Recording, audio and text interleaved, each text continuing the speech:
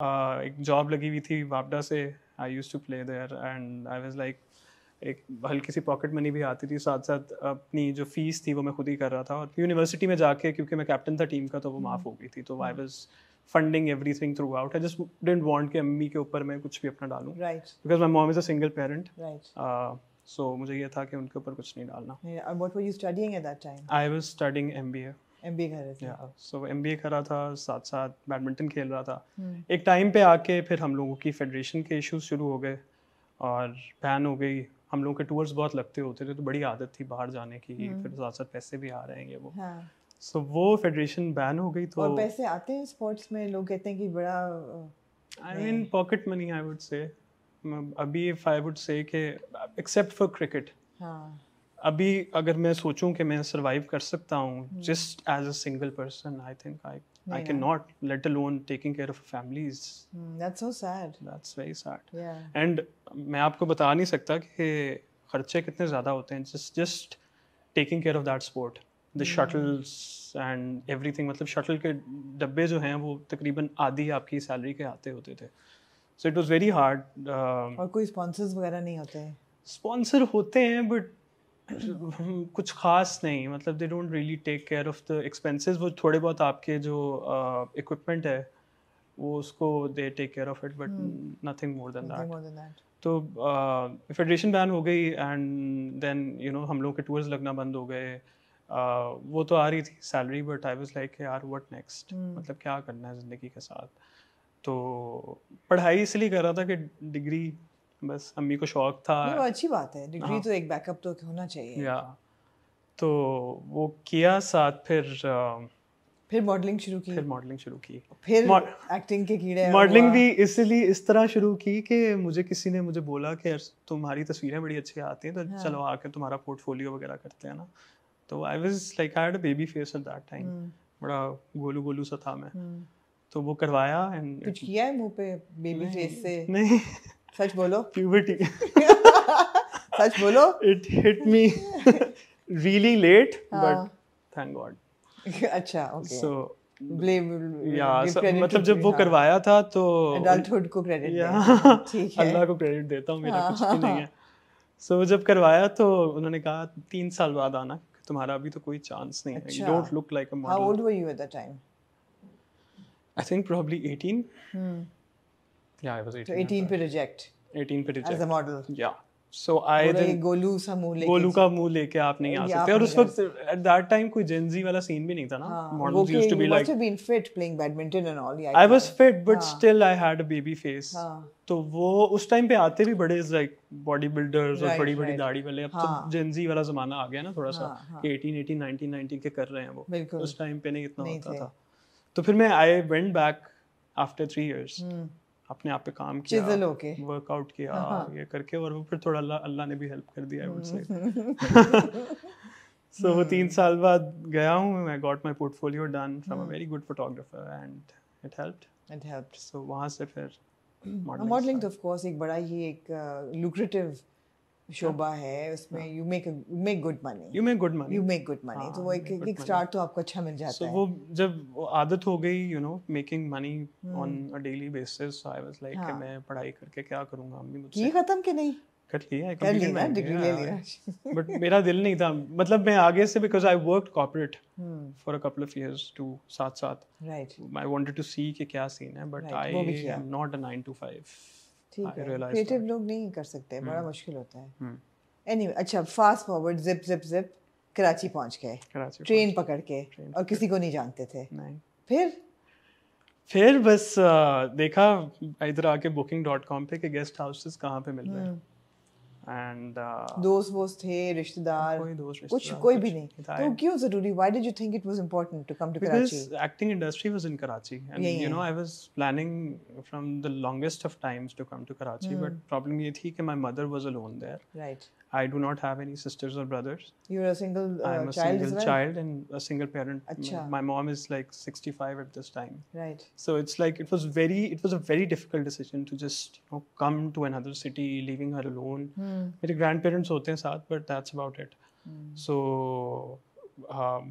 उनके लिए कुछ थोड़ा बहुत इंतजाम करके पीछे से आई हायर्ड अ नैनी वगैरह, अपनी सेविंग्स वगैरह से जो भी था मेरे पास, and I came here. It's not easy. It's not easy till date. So I have to just juggle back and forth all the time. Right. Hamisha. But she was supportive to. She has always been the most supportive mother ever. Because usually एक बच्चा हो तो होता है कि. But ये वही था ना कि मैं लाडला बहुत ज़्यादा था, मतलब मैं इस तरह पला बड़ा हूँ कि मेरी माँ मुझे चाहती थी कि मैं इस बेड से भी ना उठूँ. She was working lady all her life, and she just pampered me to the max extent. मैं आपको क्या बताऊँ. So मैंने कहा अम्मी मुझे निकलने दे. I need to realize कि I am a responsible person, और मुझे अगर आदत हो गई ऐसे बैठने की तो फिर what will I do with my life? तो फिर थोड़ा सा दिल पे उन्होंने पत्थर रख के उन्होंने कहा जा सिमरन जा. जी ले अपनी जिंदगी. So फिर तो सिमरन ने ट्रेन पकड़ी. सिमरन ने ट्रेन पकड़ी और आ गई कराची. लाहौर से कराची तक का सफर तय किया. मेरी अम्मा वो थी वो जिन्होंने हाथ पकड़ा. हाँ कि चढ़ जा ट्रेन पे. और फिर you came to Karachi. And how hostile was Karachi to you or not? Was it welcoming? Yeah, obviously it's an alien city it was an alien city for me, so it was very difficult for me to just what to do now, because आप सुनते हो कि कराची के हालात भी ठीक नहीं है. So ये कितने साल पहले की बात है? This is 3.5 years. 3 years. थोड़े बेहतर ही हो गए थे वैसे उस वक्त. लेकिन सुनने में तो यही आता है ना, एक लाहौर के बंदे को यही पता है कि वो कराची में तो ये तो बिल्कुल एयरपोर्ट से घर तक तो लुटी जाओगे. मतलब एक दफा तो लुटोगे. हाँ तो वो बड़ा खैर फिर आई एम लाइक अच्छा यहाँ पे बैठ के अच्छा अब क्या करना है. तो लोगों से जिनको थोड़ा बहुत जानता होता था उनसे पूछा प्रोडक्शन हाउस जाओ जी. अच्छा प्रोडक्शन हाउस गूगल किए, प्रोडक्शन हाउस जाए वो बाहर से ही बाहर निकाल दें. मैंने कहा यार मतलब कोई प्रोसेस ही नहीं है कि मतलब कैसे किस तरह घुसना है इंडस्ट्री के अंदर. लाइक वो एक है ना कि आप रेस में लगो फिर देखते हैं कि आगे जाते हैं कि नहीं, बट आपको कोई रेस में ही नहीं लगने देता. तो मैंने कहा in the meanwhile I can not waste my time, I need to do something like at least work on my craft. क्योंकि नापा का आइडिया इनिशियली नहीं था, बट देन एडमिशंस ओपन हुए तो आई वाज लाइक अच्छा let's just work on my craft until I get something. बिल्कुल. तो नापा ज्वाइन किया और that was an experience of my life time. Like I couldn't imagine. किसने पढ़ाया नापा में? नापा में ज़िया मुहीउद्दीन, सुनील शंकर, अकबर साहब और कौन था, साथ आई डोंट नो, मुझे उनका नाम मुझे याद नहीं आ रहा, बट मतलब वेटरन्स लेजेंड्स जो भी थे. मतलब Zia sahab used to take care of diction. Right. और फिर एक्टिंग कोचेस होते थे. अच्छा तो रुक जाओ ना, जो पंजाबी एक्सेंट लेके आए तो ज़िया साहब ने क्या कहा डिक्शन को लेके? यार वो अच्छा वो क्या करते थे, वो आपको एक मोनोलॉग देते थे. ठीक है, वो आपने याद करके आना है. द मोनोलॉग इज लाइक ठेठ उर्दू. ठीक है. वो आपने मोनोलॉग तैयार करना है, मतलब अगले दिन आके आना है और आपने उनके सामने आके पढ़ना है. अब ज़िया साहब had that aura, you know, when you go in front of him you intimidate हो जाते हैं because he like when he comes to the class, although उनका कोई physical structure इतना ज़्यादा नहीं है, but पता चलता है कि यार when he talks वो आपका सारा confidence बाहर निकाल देते हैं. तो वो आके जब पढ़ते थे और फिर जब ज़रा सी भी गलती होती थी and he used to have a very good sense of humor. So पढ़ते थे, ज़रा सी भी गलती होती थी एंड वो आपकी क्लास में आपके सामने ऐसी लगाते थे and very in a very humorous kind of a way. बेइज्जती भी कर रहे हैं बट गुस्सा नहीं कर रहे. तो वो जब होती थी ना और क्लास आपको देख रही और सारे हंस रहे, क्लास में सब हंस रहे हैं, किसी को कोई नहीं रोक रहे, कुछ भी नहीं है, तो वो बड़ी बेइज्जती महसूस होती थी. फिर आई वाज लाइक यार मेहनत करनी पड़ेगी क्योंकि ये नहीं मैं सह सकता यहाँ पे. सो वो आहिस्ता आहिस्ता आहिस्ता करके वो जो लफ्ज खराब थे वो बेहतर होना शुरू हो गया. याद है मुश्किल सबसे लफ्ज कौन सा था सही करना? It's very interesting कि डिक्शन इतनी इम्पोर्टेंट चीज है जो कि क्योंकि इंस्टिल होती है ना हमारे अंदर, जो हम लोग सीख के आए हैं पीछे से बचपन से. गलती हम गलती बोलते हैं, गलती.